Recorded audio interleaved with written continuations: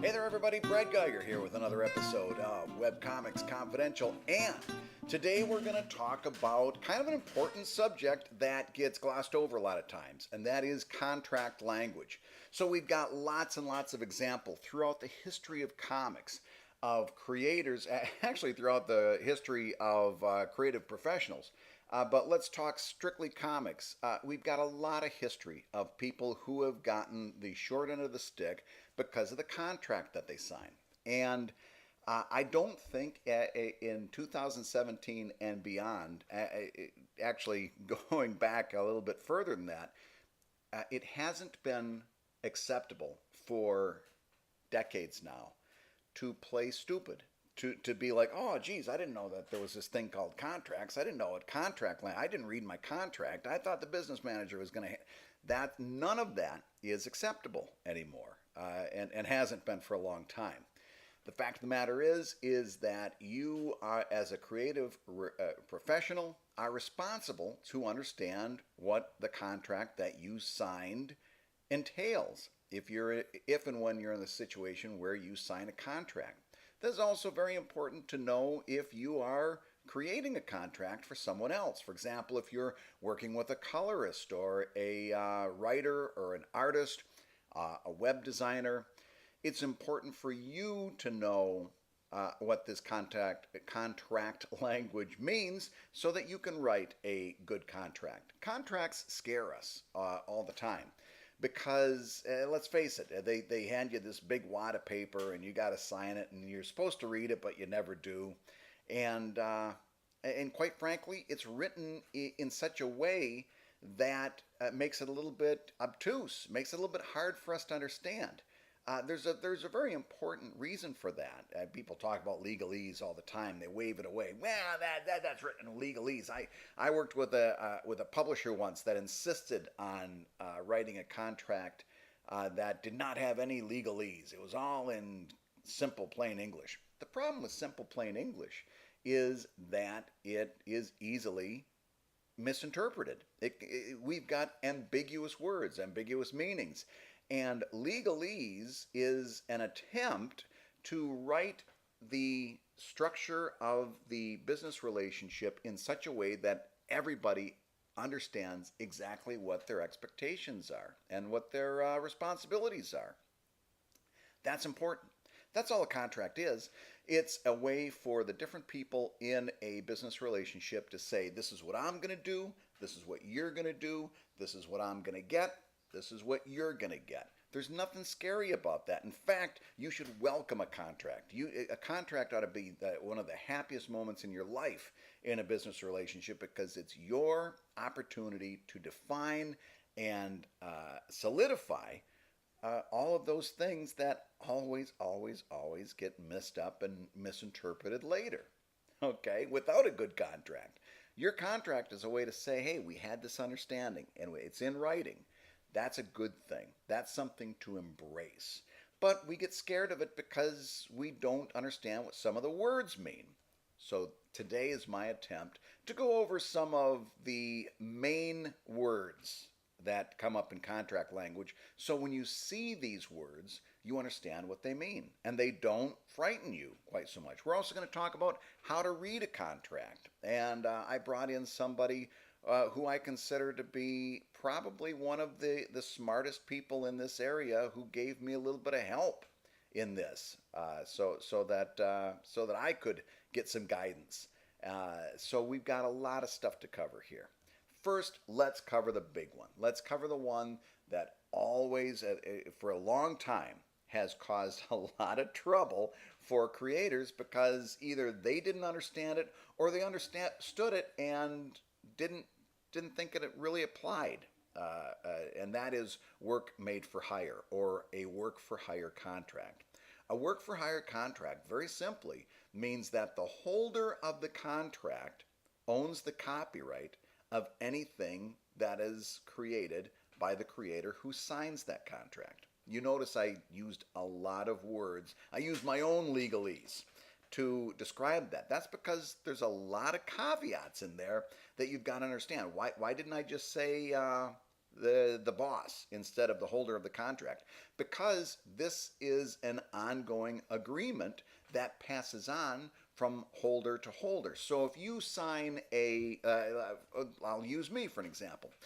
When I signed a contract for working at the Philadelphia Daily News, I never signed a work made for hire contract, but let's say that I did.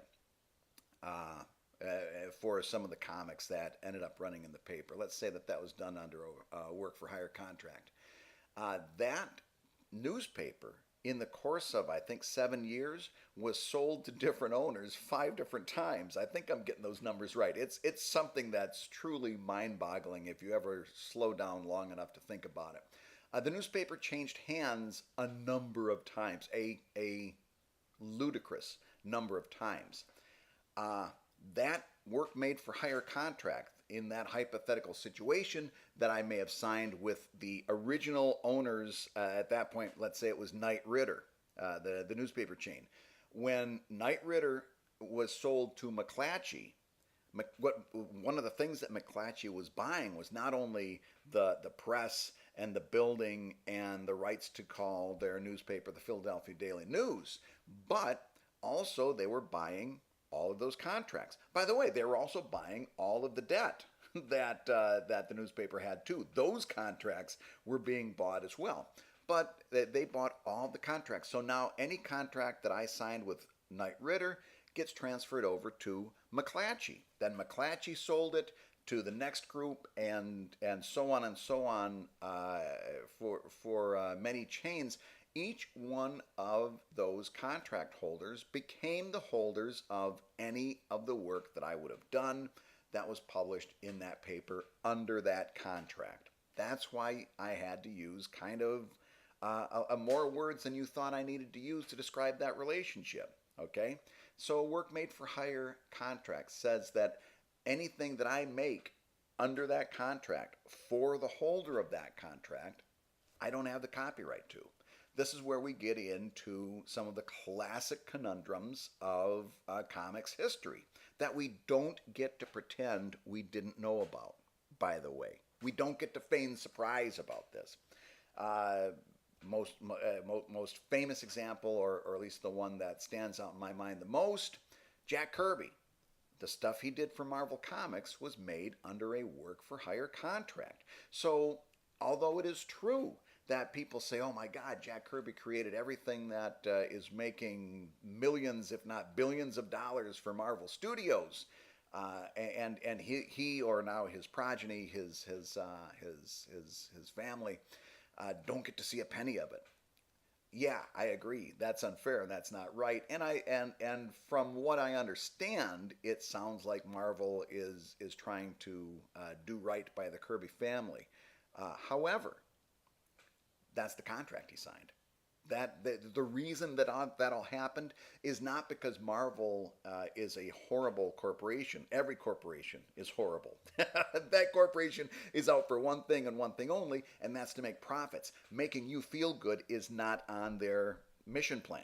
Okay, but so Marvel certainly this was a morally indignant thing that they did. It was more morally horrible, right? That the guy that created all this stuff wasn't seeing profits from it. But the reason for that was that his work was made under a work made for hire contract. He didn't own the copyright of any of the stuff that he bought. Or the stuff that I jumped ahead in my head.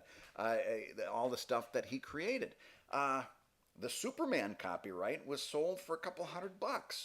By the creators of that. That's another great story from the history of comics. So here's what you need to know about work made for hire.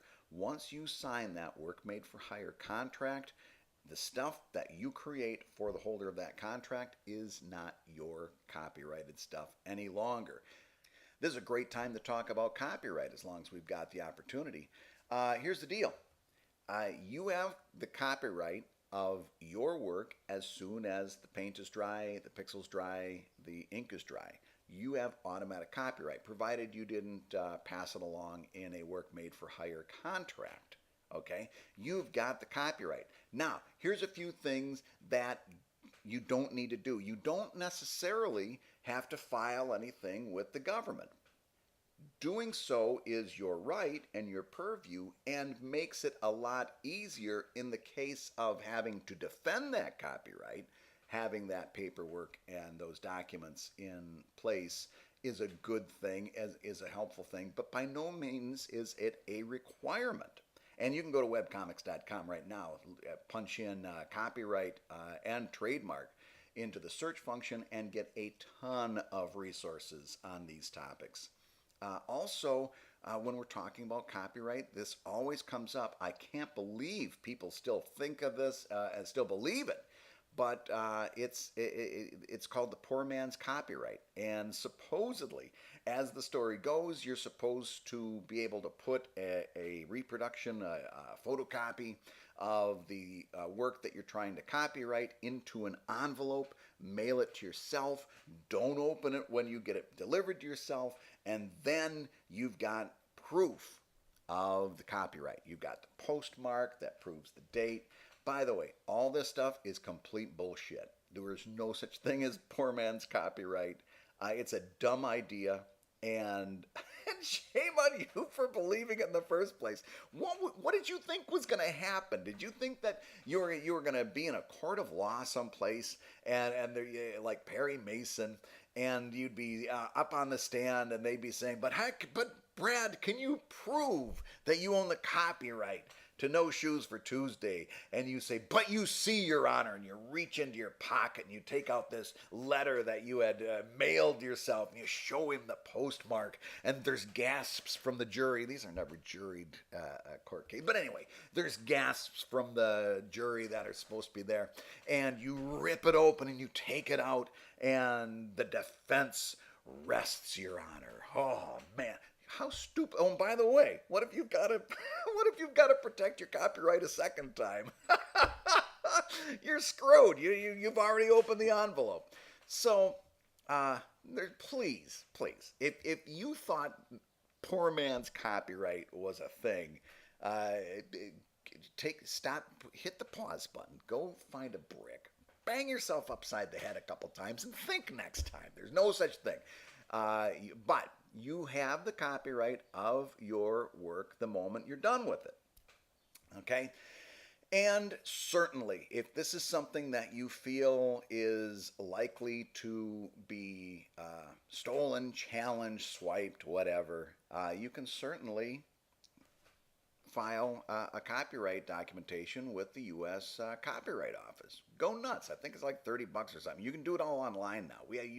Back in the day, we'd have to fill out forms and mail it in, send a check, all that crap. You can do this online. And see, I think they even give you a little break in the fee if you do it online. Go nuts. I tend to, if I do any of that at all, I tend to copyright books, collections of stuff, because then I kind of figure, well, it's all in there. I've never copyrighted an individual strip. I don't know that it's important enough to do that, and I'd go broke. $30 for every strip, forget about it.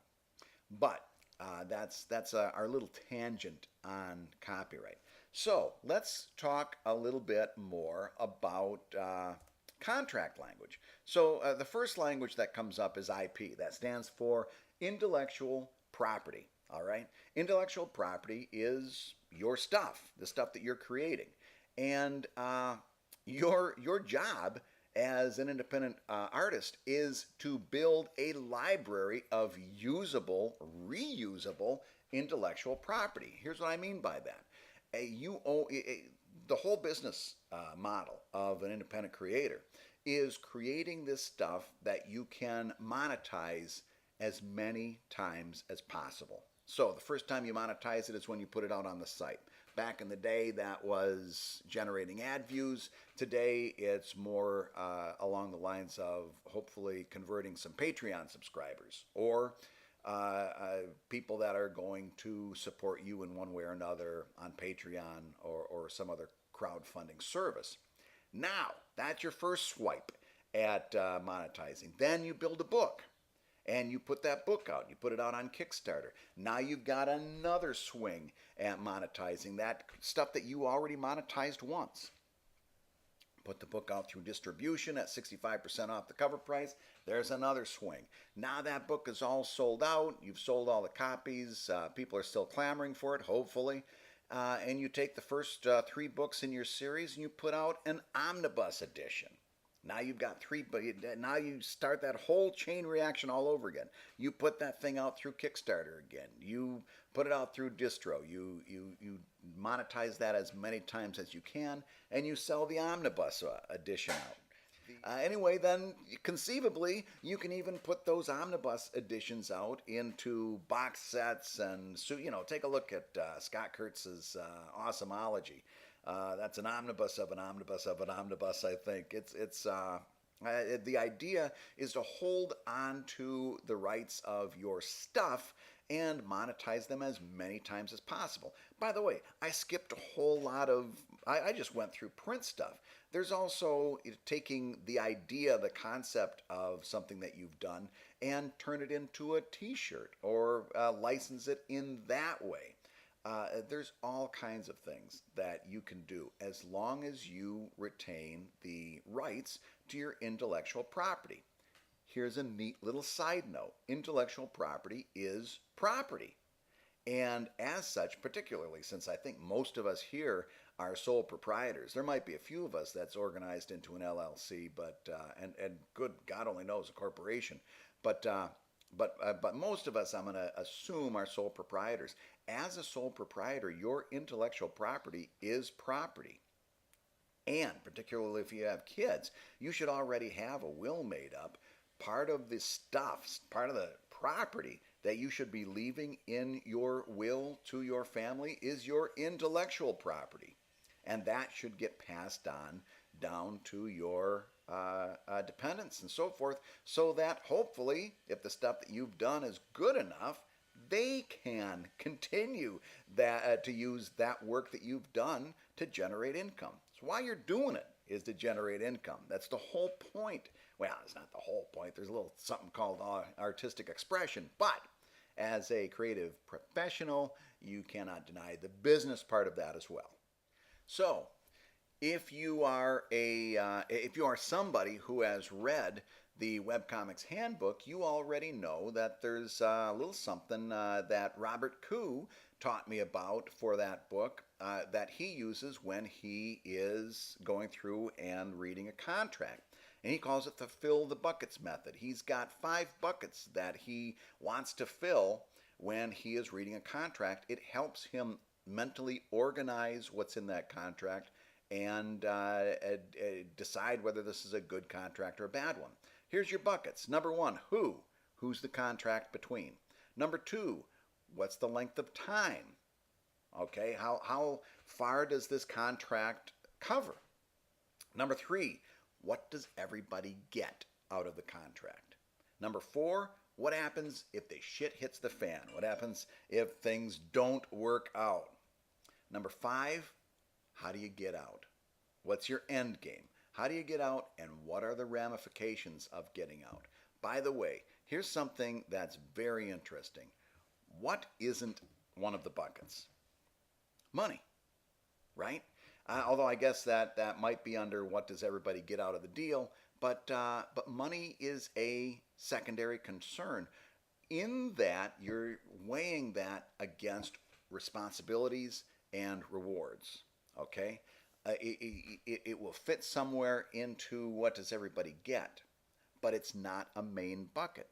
It's a part of the equation, but that's the thing that most people look for first thing in a contract, and that's natural, right? But there's so much more. There's responsibilities, and there's on the other side there's rewards. All of which to say, make sure you're filling all of your buckets and not just looking at that money. The money might be great. If the responsibilities are more than what you really should be doing for that money, then that's a bad contract. It's important to know, let's go through that. Who's the contract between? That's pretty important to know. Who is being involved in this business relationship? Something that's very, very important to stop and consider. Number 2, what's the length of time? Here's a word to know in contract language: perpetuity. Do you know what perpetuity means? Perpetuity means forever. If you see perpetuity in a contract, this is something that you may want to think twice before signing. Okay, perpetuity is a scary word. It means forever. Number 3, what does everybody get out of the deal? What are the responsibilities and what are the rewards? What's everybody getting here? What's at play? What's covered under this contract? And implicitly, the stuff that's out of that bucket is important too.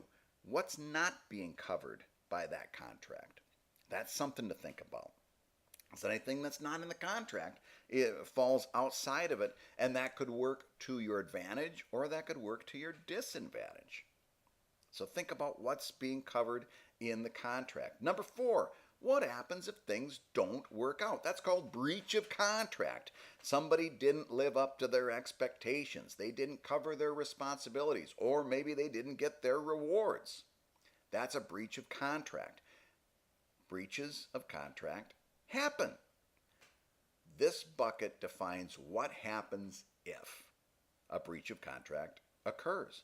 What if you don't get paid? What are your rights as a contract signer if this isn't working out? Can you get out of the contract? Can you drop them a note and say, in 30 days, I'm asking for a release from this contract? There better be an escape clause in that contract somewhere.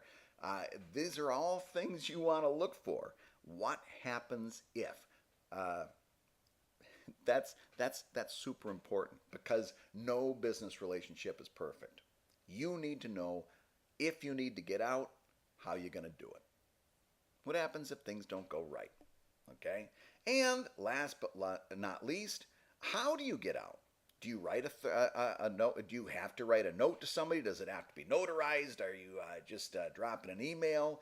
Do you have to give them 30 days notice? Can you just drop it for like a bad habit? What do you do to get out of this contract? It's important to know, all right? Because this is going to affect you very, very closely if you end up signing this contract. Check out the Webcomics Handbook. There's a nice little spread that talks about those buckets. Explains it really, really well. These are the things that you want to know in the case of signing that contract. So here's a few more contract terms before I wrap things up. Number 1, blanket contract. That's a contract kept on file by a publishing firm covering all future assignments. So what it means is, if you accept this contract for assignment number 1 and they call you in to do assignment number 2, that same contract applies. Be very careful about blanket contracts, because project number 1 might be an easy project. Project number 2 might be a difficult project. Project number 1 might be a throwaway project. Project number 2 might be a blue ribbon project that you want to retain order for. If you sign a blanket contract, you say the same rules apply to this one as they did for that one, and that may not be a good fit for you. Be very careful about the language that you find in a blanket contract, okay? Here's something that you should know. Kill fee. This is actually a thing.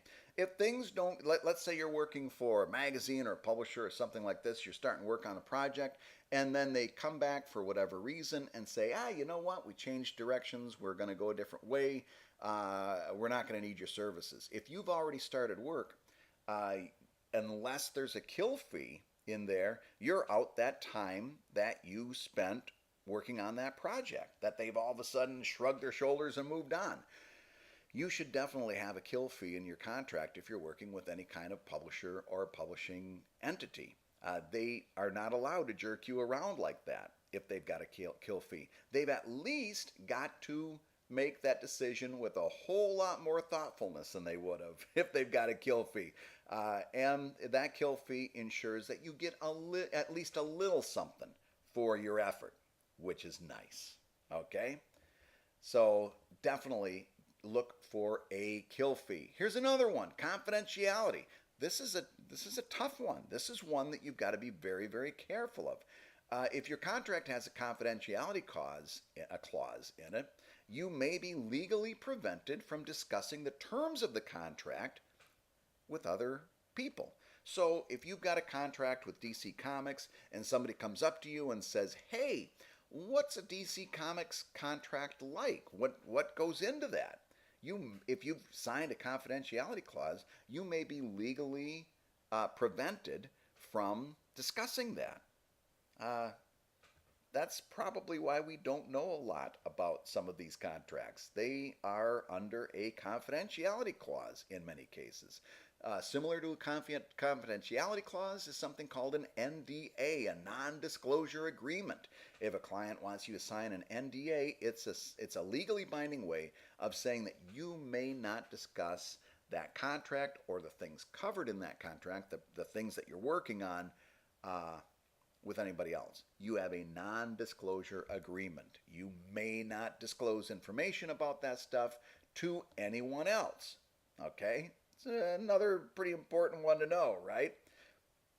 Here's one that sounds similar to that, but it actually works in your favor if it's positioned in the contract correctly, and that is no assertion of rights. This is, in many cases, desirable for the artist. What it is it says that the client only has rights outlined in the contract, and they may not assume any other rights. Okay? Here's how I've seen it worded before. It is expressively understood and agreed that except for the licenses granted by the client under this agreement as between originator and the client, all rights, titles, and interests in or to licensed digital files vest solely and exclusively in the originator. That's a no assertion of rights clause. Neat, huh? In other words, they don't get to say, hey, you did this t-shirt for me, so I'm going to take that design and I'm going to put it on a billboard and use it without paying you. No way. They don't get to assert rights from one project to the next. Only what's outlined in that contract. This is what they get. They don't get to say, we got this, now we're going to take that. Nope, no assertion of rights. You just get what you get. Okay? That's something that can work to your benefit as an artist, as a freelancer for sure. Here's one that tripped my students up at a Hushin all the time. Non-exclusive use. Now, be careful who the non-exclusive clause points to, but this is another one that can work very strongly in the favor of the artist. Non-exclusive use means that the artist may sell the art to other clients. It's just like a non-exclusive relationship. If you're in a non-exclusive relationship with somebody else, that means that somebody else can date yet another person. You're non-exclusive. This is a very similar relationship. It means if I sell a cartoon to the New Yorker, if I sell a cartoon to the New Yorker and then decide that and it has a non-exclusive use clause in the contract, that means I can sell it to Mad Magazine at the same time. And since it's a non-exclusive use, nobody gets upset, or at least nobody has the right to get upset. Okay? That's a non-exclusive use clause. That's pretty good. Okay? In certain instances, that can also mean that the publisher may if you don't have that non-exclusive use, the publisher could reuse the art without a reprint fee, or even sell the art themselves. Okay? So be careful about seeing words like non-exclusive use. Let's see here. As you can tell, I'm going through some notes here. Here, let's end on this one. Let's end our conversation with this. Warranty of indemnification. What a great word, indemnification. I once tried to get Hitchcock magazine to give me a warranty of double indemnification, but they wouldn't go for it. You guarantee under a warranty of indemnification that the work you do does not violate the copyright of another party. That's what, see, that scared me to death. Warranty of warranty is a scary word, and indemnity is a scary word. And all it is you're saying, yeah, this work is mine. I'm not stealing the work from some, I'm not taking Frank Cho's art and putting it on a t-shirt and calling it my own. Warranty of indemnification. It just says you're not stealing the copyright of somebody else. And, you know, let's face it, if you're, I totally get if you are a 15-year-old kid and you're stealing somebody else's art and putting it on a t-shirt, you don't get the idea, you don't get what's going on. It's forgivable. It's forgivable. And 90% of the times when I've called people on that, they thought they were doing me a favor. They thought they were doing a nice thing. They didn't understand what was going on. If you're an artist and you're stealing another artist's work and using it to make money for yourself, holy cats. I gotta think there's a special place in the hot place for you. Oh man, that's underhanded as heck, okay? There should be no need for any artist who's worth his salt to worry about a warranty of indemnification. But there it is. It's there because there's people out there who's doing it. Final word. Never, ever, ever work without a contract. Ever, ever. I had one, I teach this class at Hushin School of Art, and this one kid raises his hand. He says, well, yeah, I'm doing this thing, but I'm doing it with my cousin. We've been, friends since we were in diapers. I don't need a contract with that guy. And I said, that's exactly the guy you need an ironclad contract with.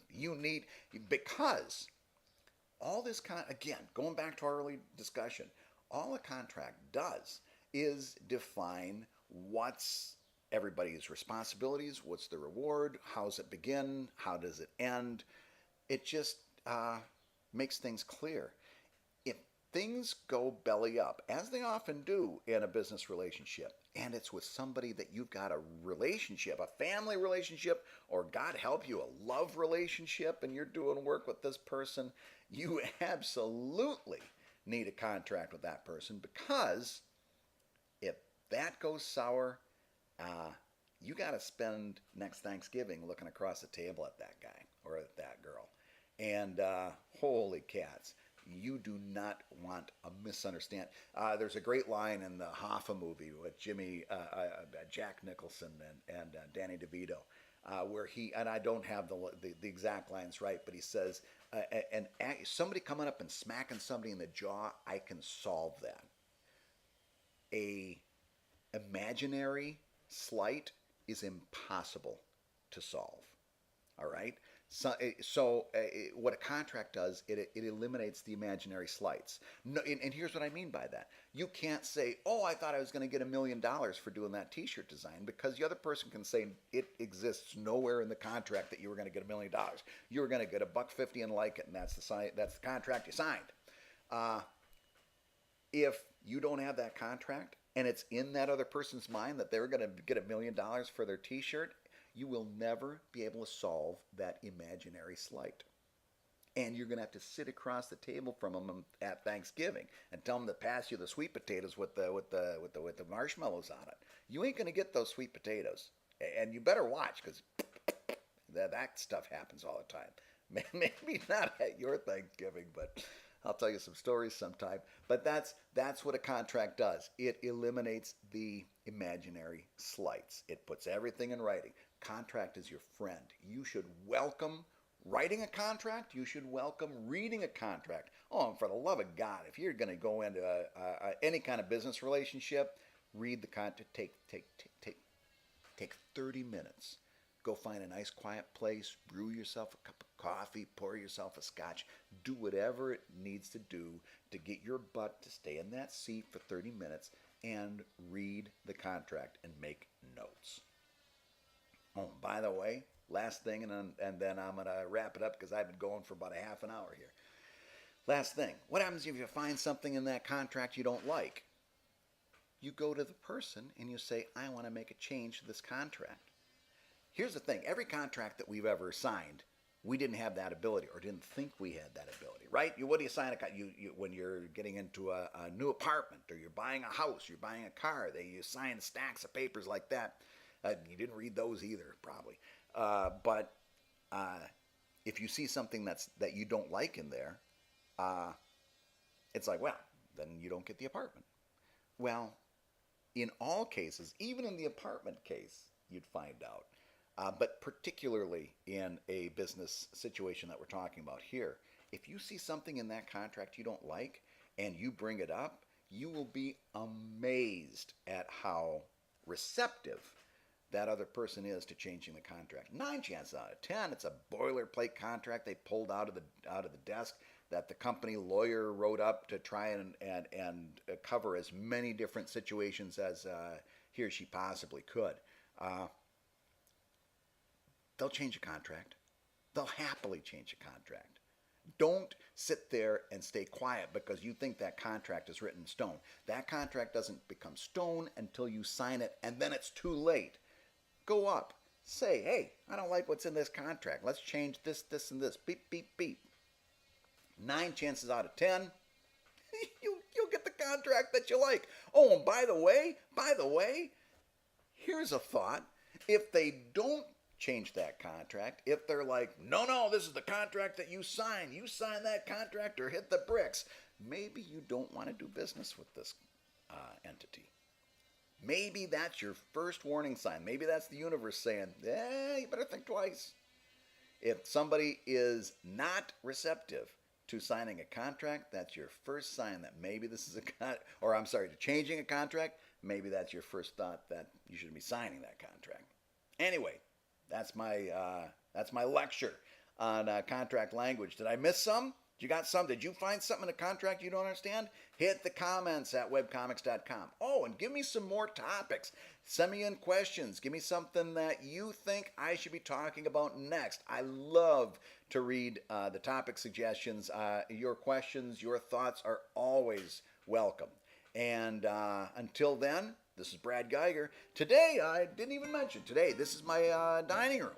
Working from home again. I hope you like it. I don't have anything embarrassing behind me.